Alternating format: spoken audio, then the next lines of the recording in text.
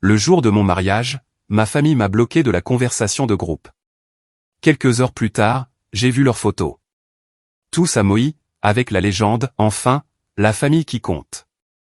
J'ai envoyé un seul texto, profitez en tant que vous le pouvez. Puis j'ai bloqué tous les comptes à mon nom. Quand ils sont revenus une semaine plus tard, ils sont devenus fous en voyant les conséquences.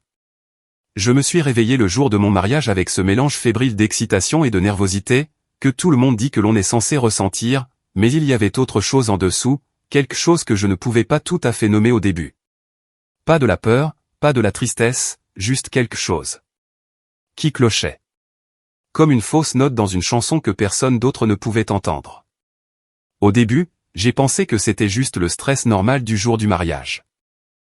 Ma robe était suspendue près de la fenêtre, la lumière du soleil accrochant la dentelle, et pendant un instant, je suis resté là, essayant de me convaincre que ce serait le plus beau jour de ma vie. Ellie m'avait envoyé un texto, « Bonjour », avec un cœur, et avait dit qu'il avait hâte de me voir à l'hôtel. Sur le papier, tout était parfait, sauf que l'écran de mon téléphone était vide. Pas de « bonjour, ma chérie » de maman. Pas de « on est en route » de papa. Pas même un mème de mon frère, Matt, alors qu'il en envoyait presque tous les jours. La conversation de groupe de la famille était d'un silence de mort. Le dernier message, le mien, de la nuit précédente, demandant s'ils avaient besoin d'indications pour se rendre au lieu de la cérémonie, était là, non lu. Au début, je me suis dit que ce n'était rien. Ils étaient probablement en train de se préparer, ou peut-être que leur téléphone était en silencieux. J'ai appelé maman. Directement sur la messagerie vocale. Papa, aussi. Puis Matt. Son téléphone a sonné 2 fois avant de couper. Jenna, sa petite amie, n'a pas répondu non plus. C'est là que j'ai commencé à faire les 100 pas dans la pièce. Mes demoiselles d'honneur l'ont remarqué. J'ai essayé de minimiser, mais à l'intérieur, j'étais en pleine spirale. Et si quelque chose s'était passé? Et s'il y avait eu un accident? Ils étaient censés être là. Mon père était censé me conduire à l'hôtel. Ma mère était censée m'aider avec mon voile. Ellie est entré 1 minute, juste pour voir comment j'allais avant la cérémonie. Il a dit qu'ils avaient peut-être juste des problèmes de transport. Peut-être un pneu crevé, peut-être quelque chose de mineur. Il essayait d'être réconfortant, et je voulais tellement le croire. Alors, nous avons décidé de continuer sans eux. Oncle Charlie a proposé de me conduire à l'hôtel, et j'ai dit oui avant de pouvoir trop réfléchir. La musique a commencé, les portes se sont ouvertes, et tout le monde s'est levé. J'ai vu des visages familiers, des cousins, des amis, la famille d'Ellie, tous souriants, tous rayonnants. Mais dans cette mer de gens, les chaises vides au premier rang semblaient presque phosphorescentes. Ellie a souri. J'ai prononcé mes vœux. J'ai ri quand la voix d'Ellie s'est brisée pendant les siens. Je me suis laissé oublier pendant quelques minutes que quelque chose n'allait pas, jusqu'à après la cérémonie, quand tout le monde a commencé à se mélanger et à prendre des photos. C'est là que c'est arrivé. Ma cousine Lisa se tenait à l'écart, tenant son téléphone contre sa poitrine, l'air coupable. Quand je lui ai demandé ce qui n'allait pas, elle a hésité, puis me l'a tendu sans un mot. Il y avait la story Instagram de ma mère, une photo d'elle, de mon père, de Matt et de Jenna, debout sur une plage ensoleillée, portant des colliers de fleurs et des lunettes de soleil, des verres à la main. Derrière eux, des palmiers, une eau d'un bleu limpide, un temps parfait. Maui. La légende disait, enfin, la famille qui compte. Je l'ai fixé jusqu'à ce que l'écran s'éteigne. La première chose que j'ai ressentie n'a pas été de la colère. C'était de l'incrédulité. Puis de la confusion. Puis quelque chose de lourd et de tranchant, comme si l'air avait été aspiré de la pièce. Ils n'étaient pas seulement absents. Ils avaient choisi de partir, intentionnellement. Je n'ai rien dit à personne. J'ai juste ouvert mon téléphone, je suis allé dans notre conversation de groupe, et j'ai tapé 6 mots, profitez en tant que vous le pouvez. Puis j'ai commencé à couper les ponts. Chaque compte partagé, chaque abonnement, chaque paiement que je couvrais pour eux. Je les avais aidés avec leurs factures, je m'étais porté garante pour leur prêt auto, j'avais payé leur forfait téléphonique quand les temps étaient durs. Tout était à mon nom. Ils pensaient pouvoir m'effacer, le jour de mon propre mariage. Au moment où ils ont posté leur 2e photo, un autre cliché souriant, cette fois avec la légende Le paradis avec les miens, j'avais déjà annulé leur ligne téléphonique et suspendu l'assurance. J'ai même envoyé un texto à mon cousin Marc, qui avait un double des clés de leur maison, et je lui ai dit de récupérer les papiers du titre de propriété dans le coffre-fort. Car cette voiture qu'ils avaient prise pour aller à l'aéroport, je l'avais payée intégralement. C'était mon nom sur la carte grise. Cette nuit-là, alors Kelly et moi dansions, entourés de gens qui avaient vraiment pris la peine de venir, j'ai aperçu mon reflet dans la fenêtre de la salle, et j'ai réalisé que je ne me sentais pas brisé. Je me sentais terminé. Complètement terminé. Ils ne le savaient pas encore, mais quand ils reviendraient du paradis, le sol se déroberait sous leurs pieds. Au moment où leur avion a de nouveau atterri, j'avais déjà effacé toute trace de ce que j'avais jamais fait pour eux. Chaque faveur, chaque dollar, chaque acte de bonne volonté que j'avais utilisé pour me convaincre que cela signifiait quelque chose. Tout avait disparu. La voiture a été la première chose que j'ai reprise. Un SUV noir flambant neuf que je leur avais offert en surprise le Noël précédent. Ma mère avait pleuré si fort qu'elle ne pouvait même pas parler. Et mon père avait dit, en plaisantant à moitié, que je les avais gâtés pour la vie. Il m'avait fait sentir que cela comptait, que j'avais enfin fait quelque chose de bien à leurs yeux. Mais en me tenant là, le jour de mon mariage, les regardant sourire sous les palmiers à des milliers de kilomètres, j'ai réalisé que cela n'avait jamais eu aucune importance. Alors qu'ils étaient encore à Maui, j'ai appelé la compagnie d'assurance, j'ai retiré leur nom de la police, et j'ai programmé un service de remorquage pour le matin de leur retour. Le chauffeur est arrivé à l'heure, a pris les clés chez mon cousin Marc, et l'a emporté sans un mot. Ainsi, quand ils ont traîné leurs valises jusqu'au trottoir après une semaine au paradis, bronzés et souriants, la première chose qu'ils ont vue a été l'allée vide. Ils ne m'ont pas envoyé de texto ce jour-là, ni le lendemain. Mais le troisième jour, mon téléphone a vibré. Matt. Il n'a pas pris de gants. Il a juste écrit, « Où est la voiture ?» J'ai fixé le message un moment avant de répondre, « Où est ma famille ?» Il lui a fallu une bonne minute pour taper à nouveau. Son message suivant disait que papa était furieux, que maman pleurait, et que j'étais allé trop loin. Trop loin. Cette phrase m'est restée en tête. Trop loin, c'était eux, s'envolant de l'autre côté de l'océan pour boire des cocktails pendant que je prononçais mes vœux sans eux. Trop loin, c'était de prétendre que je n'existais pas. Ce que j'ai fait n'était pas de la vengeance. C'était une correction, un rééquilibrage. Je n'ai plus eu de nouvelles d'eux, mais je n'en avais pas besoin. Mes cousins avaient vu les photos de Moïse et avaient commencé à parler. Les rumeurs se sont répandues plus vite que je ne pouvais les suivre. Certains n'arrivaient pas à y croire au début. D'autres savaient déjà que quelque chose n'allait pas entre nous, et ont dit que cela ne faisait que le confirmer. Tante June m'a appelé la première. Elle avait été au mariage et a dit qu'elle n'arrivait pas à croire qu'ils avaient vraiment fait ça. Quand je lui ai parlé de la légende, enfin, la famille qui compte, elle est restée silencieuse, puis a dit, « Ta mère a de la chance que je n'ai pas été là pour voir ça. » Et puis il y a eu tante Carla, l'aînée, celle avec qui personne ne discutait. Quand elle l'a appris, elle n'a pas seulement appelé. Elle s'est rendue directement chez mes parents. J'ai appris plus tard par ma cousine Lisa que Carla était entrée sans frapper, leur a dit que toute la famille était dégoûtée, et que s'ils ne réglaient pas la situation, c'en était fini d'eux. Elle a dit qu'elle n'avait jamais vu mon père paraître aussi petit. Ma mère a apparemment essayé de s'expliquer, disant quelque chose sur le besoin d'une pause loin du drame. Carla l'a coupé en pleine phrase. Cette nuit-là, tante Carla m'a envoyé un texto. Ils voient enfin ce qu'ils ont fait. Ne leur parle pas encore. Laisse-les mariner. Et c'est la première fois que j'ai réalisé que quelque chose avait changé.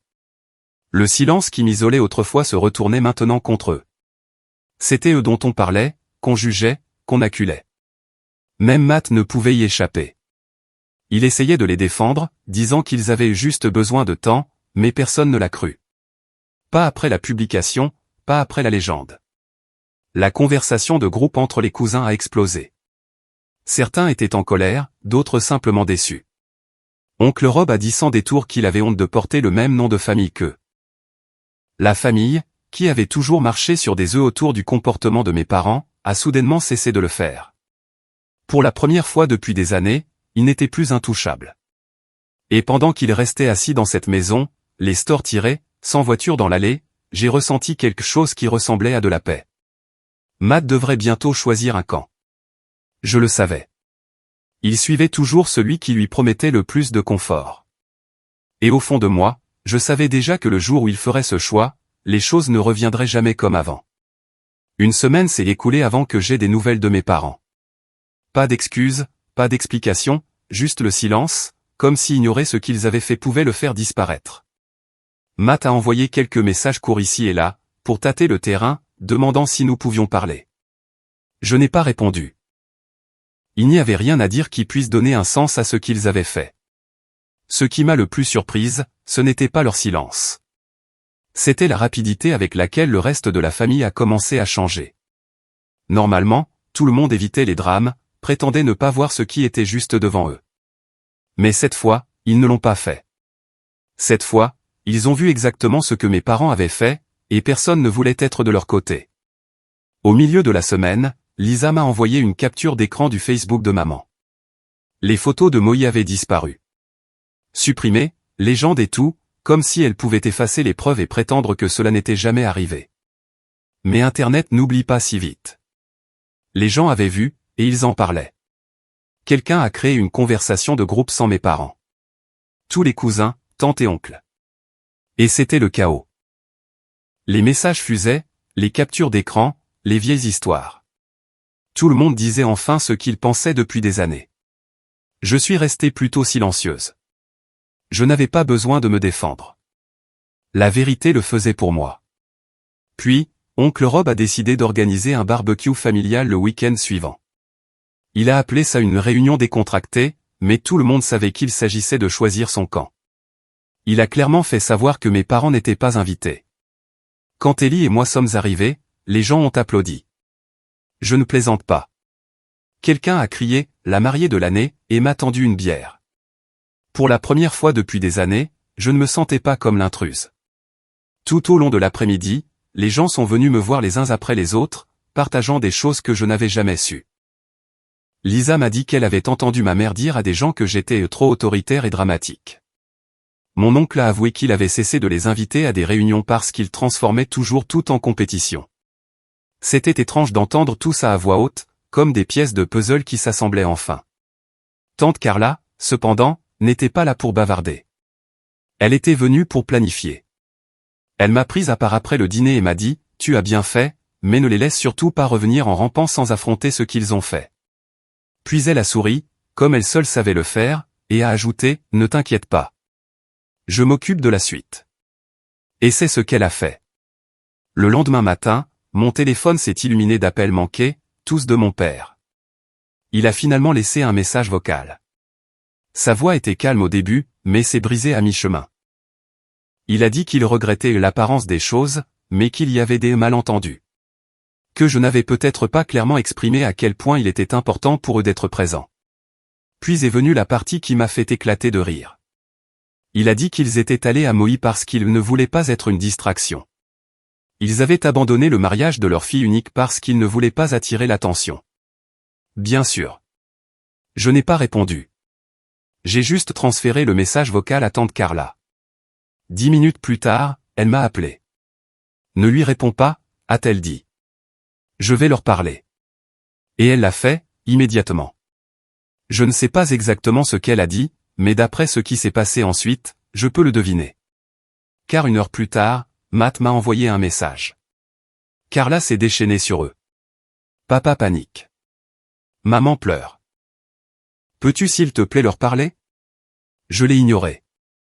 Puis est arrivé un autre message, plus long cette fois. Matt a admis qu'ils avaient planifié le voyage à Maui des mois à l'avance, juste au cas où les choses deviendraient tendues avant le mariage. Il a écrit qu'ils ne voulaient pas me blesser, mais qu'ils avaient besoin d'une pause loin des attentes familiales. Qu'il pensait que je serais trop occupé pour le remarquer. C'est là que tout est devenu clair. Ce n'était pas un accident. Ce n'était pas de dernière minute. Ils savaient exactement ce qu'ils faisaient.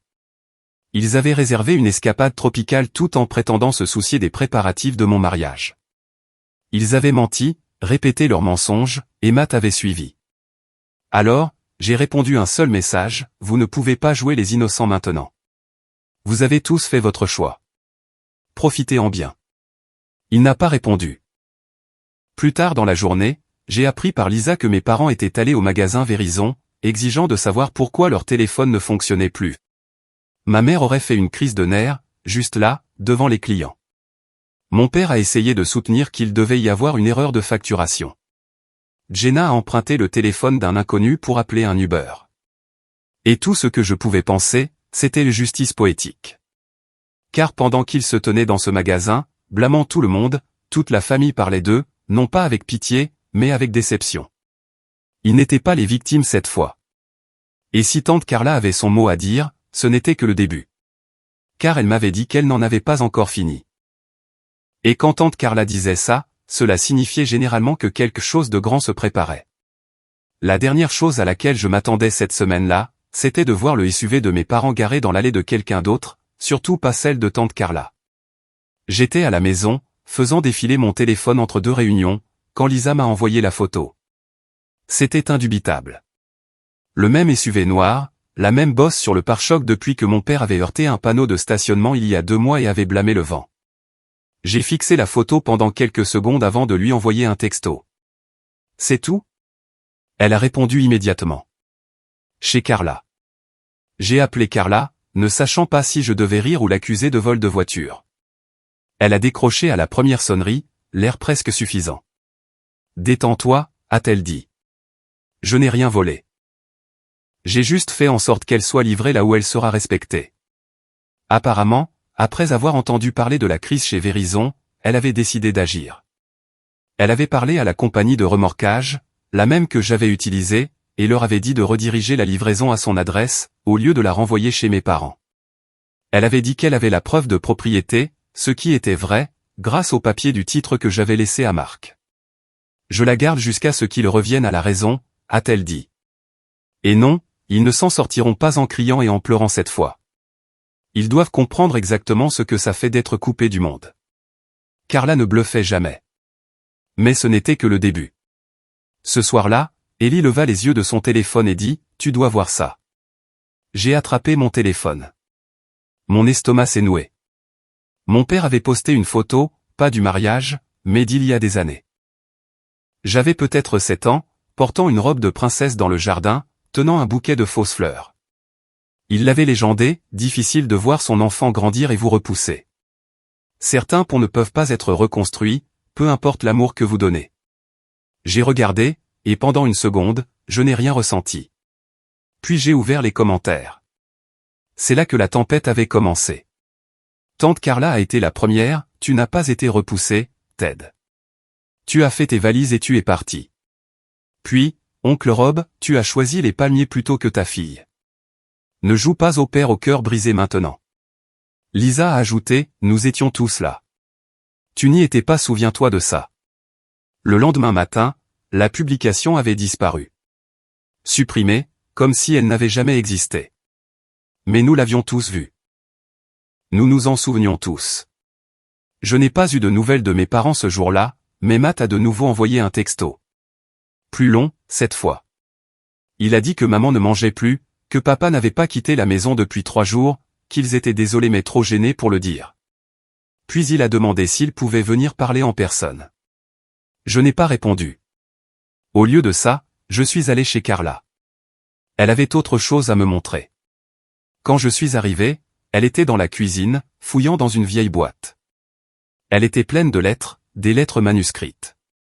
J'ai d'abord cru qu'elles étaient à elle, mais quand elle m'en a tendu une, mon souffle s'est coupé. C'était de ma mère. Des dizaines, toutes adressées à Carla, écrites au fil des ans. La plupart n'étaient pas chaleureuses. Elles étaient pleines de plaintes à mon sujet. L'une disait, elle a toujours été distante. Même enfant, Rachel n'a jamais eu besoin de moi. C'est épuisant. Une autre, elle est trop fière pour admettre quand elle a tort. Elle essaie toujours d'être meilleure que nous. Même maintenant, elle parle comme si nous étions le problème. Chacune d'elles ébréchait une illusion à laquelle je ne réalisais pas que je m'accrochais encore. Ils avaient construit une histoire sur moi pendant des années, que j'étais difficile, ingrate, égoïste, et ils l'avaient répandue dans mon dos. Carla a fait glisser une dernière lettre sur la table. Elle était datée de 3 mois avant le mariage.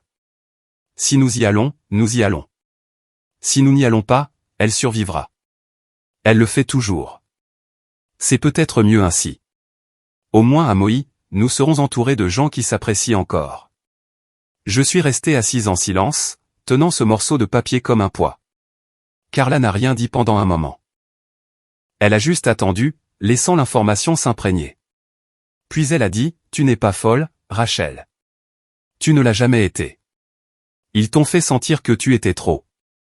Mais la vérité, c'est que tu étais juste trop forte pour l'histoire qu'ils voulaient raconter. » Ça m'a frappé plus durement que tout. J'ai quitté la maison de Carla avec les clés du SUV dans mon sac, et une boîte de lettres dans le coffre. Non pas parce que j'avais besoin de les garder, mais parce que je voulais me souvenir, non pas de la douleur, mais de la vérité. Et juste au moment où je pensais que c'était tout, Carla m'a envoyé un texto plus tard dans la nuit. « Sois prête. Je les ai invités à dîner la semaine prochaine. Tu mérites d'entendre ce qu'ils prévoyaient de faire avant de changer d'avis. » Elle n'en a pas dit plus, mais je savais que ce n'était pas fini. Et je n'étais pas sûr de qui la surprise allait frapper le plus fort, eux ou moi. Le dîner que Carla a organisé ne ressemblait à aucun dîner de famille auquel j'avais jamais assisté. Non pas à cause de la nourriture ou du cadre, mais parce que tout le monde est entré en sachant que quelque chose allait se passer. Elle a gardé un petit comité, juste la famille immédiate, plus Ellie, Lisa et oncle Rob. Pas de distraction, pas d'excuses. Mes parents ont été les derniers à arriver. Ils sont entrés lentement, comme s'ils entraient dans une salle d'audience, pas une salle à manger. Ma mère avait l'air d'avoir pleuré. Mon père avait l'air fatigué, de cette fatigue qui n'est pas physique, mais plutôt celle de quelqu'un qui vient de réaliser que sa maison est en verre. Carla les a accueillis calmement, leur a offert des sièges, puis a dit « Ne perdons pas de temps à faire semblant que c'est normal. » Personne n'a rien dit pendant quelques secondes. Puis mon père a soupiré et s'est penché en avant, comme s'il s'apprêtait à se lancer dans un long discours. Mais Carla a levé la main. « Pas de discours pour l'instant, » a-t-elle dit. Rachel mérite d'entendre toute l'histoire. Tout, y compris ce que vous aviez prévu de faire en revenant de Maui. Alors, je vous suggère de dire la vérité, avant que quelqu'un d'autre ne le fasse. Je n'avais aucune idée de ce qu'elle voulait dire. Je n'avais rien entendu sur un plan post-Maui. Ma mère a regardé mon père, puis Carla. Nous n'allions pas le faire, a-t-elle dit doucement. Carla lui a lancé un regard qui disait, peu importe. Puis mon père a parlé. Nous parlions de couper les ponts officiellement après le voyage. Nous avions tout prévu. Nous aurions dit que nous avions besoin de distance, que nous étions fatigués de la tension émotionnelle, que nous ne nous sentions plus proches. La pièce est devenue immobile. Il ne prévoyait pas seulement de manquer mon mariage. Il prévoyait de le rendre permanent. La légende, enfin, la famille qui compte, n'avait pas été qu'un moment de dépit. C'était le prélancement en douceur d'un futur où je n'existais pas. Pendant une seconde, je ne pouvais plus bouger, plus parler. Ce n'était pas exactement de la douleur, juste le poids froid de la confirmation. Carla n'a pas dit un mot. Ellie non plus. Même Lisa avait l'air de vouloir jeter quelque chose. Puis ma mère a dit, mais nous avons changé d'avis. Après avoir vu ce qui s'est passé, après avoir réalisé jusqu'où nous étions allés, après avoir vu les photos du mariage. Mon père a hoché la tête, fixant ses mains. Tu avais l'air heureuse, même sans nous. Cette phrase a fait basculer quelque chose dans la pièce. Oncle Rob a enfin parlé. Vous vous attendiez à ce qu'elle s'effondre sans vous, n'est-ce pas? Il a secoué la tête. Et quand elle ne l'a pas fait, vous avez paniqué. Mes parents n'ont pas nié. Puis Matt, qui était resté silencieux toute la soirée, m'a enfin regardé. Je savais qu'il prévoyait de couper les ponts. Je n'étais pas d'accord, mais je ne les ai pas arrêtés non plus. Je voulais juste maintenir la paix. Je les regardais, attendant. Il y avait plus. J'ai accepté le voyage parce qu'ils m'ont dit que ce serait mieux ainsi. Moins de disputes, moins de drames. Mais au moment où je t'ai vu remonter l'allée au bras de quelqu'un d'autre, j'ai su que j'avais tout gâché. Je ne savais juste pas comment réparer ça. C'était ce qui se rapprochait le plus d'une prise de responsabilité que j'avais jamais entendue de sa part. J'ai dit, tu n'as pas tout gâché. Tu as fait un choix, tout comme moi. La table était de nouveau silencieuse. Pas lourde cette fois, juste immobile. Quelque chose s'était fissuré. Puis, le moment que personne n'avait vu venir. Carla s'est tournée vers mon père, son expression illisible, et l'a giflé. Pas fort, pas de manière théâtrale, juste une seule gifle, précise. Le son a arrêté le temps. Tu as prévu d'effacer ta fille, a-t-elle dit. Ne reste pas assis là à essayer de déguiser ça en réflexion. Tu as été cruel. Point. Il ne s'est pas mis en colère. Il ne s'est pas défendu. Il a juste hoché la tête, pleinement. J'ai mérité ça, a-t-il dit. Probablement plus. Le dîner s'est déroulé en silence après ça. Nous avons mangé. Personne ne s'est pressé. Personne n'est parti en claquant la porte. C'était tendu, gênant, mais c'était réel. Avant de partir, ma mère s'est levée et a dit « Nous ne te demandons pas de nous pardonner. Nous voulons juste une chance de réparer ce que nous avons brisé, même si cela prend des années. » Je n'ai rien dit, car certaines choses n'ont pas besoin de réponse immédiate. Parfois, il suffit de laisser les gens s'asseoir dans le désordre qu'ils ont créé. Et parfois, ce n'est que le début de quelque chose de tout à fait différent. C'est étrange, comme le calme après une tempête n'est jamais vraiment paisible. Il est lourd, comme si l'air retenait encore son souffle, attendant de voir si les dégâts sont permanents. C'est ce que j'ai ressenti la nuit après le dîner de Carla. Une longue pause, résonnante, qui ne demandait pas le pardon, juste une reconnaissance. Mes parents sont partis sans faire de scène. Pas de drame, pas de larmes de dernière minute ou d'excuses à la porte. Juste un merci silencieux, et le lent déclic de la porte se refermant derrière eux. Matt est resté un peu plus longtemps. Il s'est assis dehors sur le porche avec Ellie, sans dire grand-chose, sirotant juste sa boisson comme s'il essayait de digérer des années à être l'enfant prodige, et à réaliser que l'or ne brille pas quand il est construit sur le silence de quelqu'un d'autre. Avant de partir, il s'est tourné vers moi. « J'ai tout gâché », a-t-il dit. Je sais que ça ne veut pas dire grand-chose maintenant, mais je le vois. J'étais à l'aise. Toi, non. C'est pour ça que je n'ai rien dit. Je ne demande pas une seconde chance, mais je serai là, si jamais tu veux de nouveau un frère. Je n'ai rien dit. Je n'en avais pas besoin. Nous savions tous les deux que le temps déciderait de la suite. Les jours qui ont suivi ont été calmes, d'un calme qui ne semble pas vide. Il semble mérité. Les cousins ont gardé la conversation de groupe ouverte, mais silencieuse. Pas de commérage, pas de camp, juste des nouvelles décontractées et des photos de bébés. Pour une fois, je ne me crispais pas chaque fois que mon téléphone vibrait. Une semaine a passé. Puis, un après-midi, j'ai trouvé une lettre dans ma boîte aux lettres. Pas d'adresse de retour, juste mon nom, avec l'écriture de ma mère. À l'intérieur, une seule feuille de papier. Pas de fleurs, pas de longue explication. Nous avons passé des années à confondre amour et contrôle. Nous pensions que te garder près de nous signifiait te garder obéissante. Tu es devenue plus forte, et nous avons vu cela comme de la distance. Ce fut notre échec, pas le tien. Nous n'attendons pas de réponse. Ce n'est pas une demande pour une seconde chance. C'est une confession. Nous commençons enfin à comprendre ce que nous avons perdu. Quoi qu'il arrive à partir de maintenant, nous porterons cela, et nous continuerons à faire le travail. Amour, maman et papa. Pas d'excuses, pas de reproches. Cela semblait brut, presque trop honnête pour venir d'eux. Et pourtant, je savais que c'était réel. Je n'ai pas répondu.